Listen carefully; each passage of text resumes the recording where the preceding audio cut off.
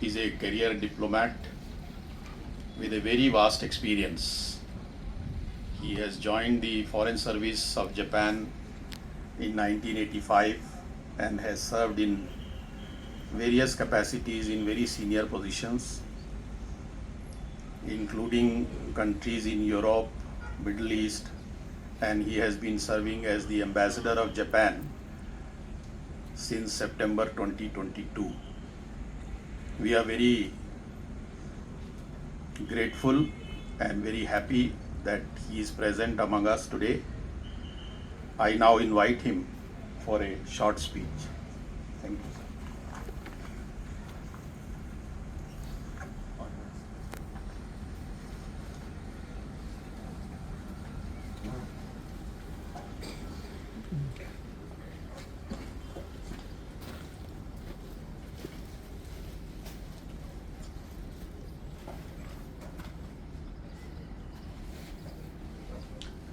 Honorable Chief Minister of Nagaland, Sri Nephew Rio,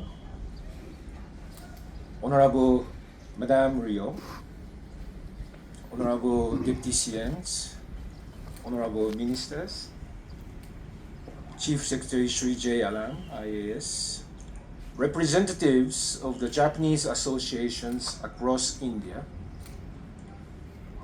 distinguished guests, ladies and gentlemen. Viva Zomo!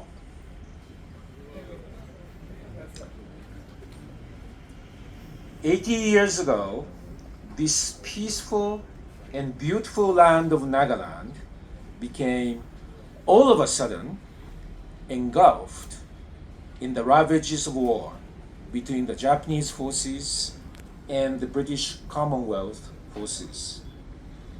For nearly 3 months, from early April to the end of June, the devastating Battle of Kohima unfolded, culminating to the fierce fighting known as the Battle of the Tennis Court. The people of Nagaland, who had nothing to do with the war, inevitably had to go through a great ordeal. Many were coerced into cooperation. So many people lost their lives or got injured under the crossfire. Most people were forced to flee from the land of their ancestors. In the end, the Japanese forces, led by Lieutenant General Kotoku Sato, decided to retreat on account of lack of replenishments. On their way back, countless soldiers lost their lives in the torrential monsoon rains due to lack of food and various fatal diseases. For the Japanese people, the Battle of Kohima is remembered, along with the Battle of Impal, as one of the most disastrous battles in the World War II. In this milestone year of the 80th anniversary of the Battle of Kohima, I feel deeply honored to witness the inauguration of the Kohima Peace Memorial, established by the great leadership of the Honorable Chief Minister of Nagaland, Sri Nephew Rio. This monument enables us to stand here in solemn silence and offer our most sincere prayers to all the victims of the battle. I extend my deepest sympathy and heartfelt condolences to the people of Nagaland who had to endure indescribable sufferings brought forth by the Battle of Kohima. May the souls rest in peace. I pray from my heart to the souls of all people, the people of Nagaland, the Japanese soldiers who gave their lives, the Indian National Army soldiers who took part in the campaign, and those who fought on the British Commonwealth side. In August 1945, Japan surrendered and the Second World War came to an end. It was not until the mid-1970s, after the turmoil of the post-war reconstruction was over, that the former soldiers and their families visited Kohima in order to collect the remains. The people of Nagaland, despite traumatic sufferings from the Battle of Kohima, welcomed the visitors warmly as old friends and provided them with all possible support. Ms. Ajunao Belho, who is present here today, is one of those who looked after them in the Kohima village at that time and is still a volunteer with the Kohima Japan Bone Collection Team.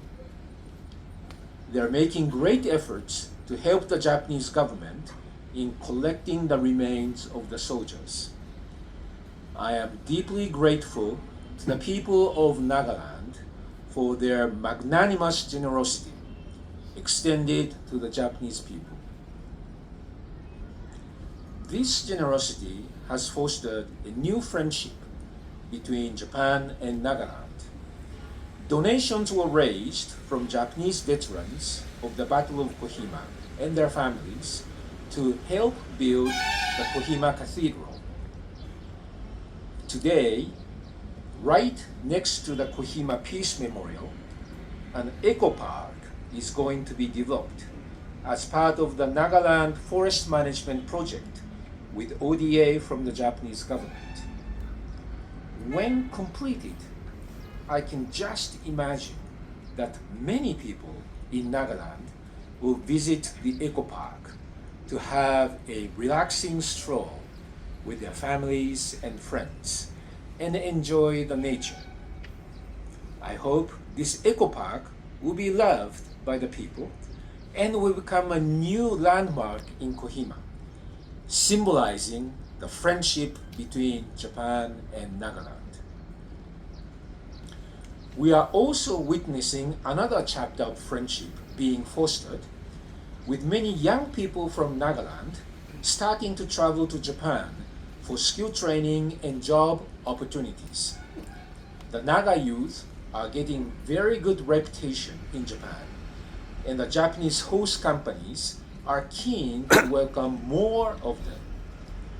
In December last year, a Japanese sending organization called ARMS signed an MOU with Nagaland University to establish a Japanese language course here in Kohima. This, I hope, will encourage more and more Naga youths to learn Japanese language and seize skill training and job opportunities in Japan. In conclusion, I would like to express my most sincere gratitude to the Honorable Chief Minister, Sri Nepiu Rio, and all the people of Nagaland for erecting the Peace Memorial. This memorial, I hope, will invite more Japanese people to visit Kohima in the future. I am convinced that the friendship originally fostered through the remains collection between Japan and Nagaland will be further strengthened through the construction of Eco Park, as well as exchange of young people, and they will become new bridges between Nagaland and Japan, and between India and Japan. Pejie. Thank you very much.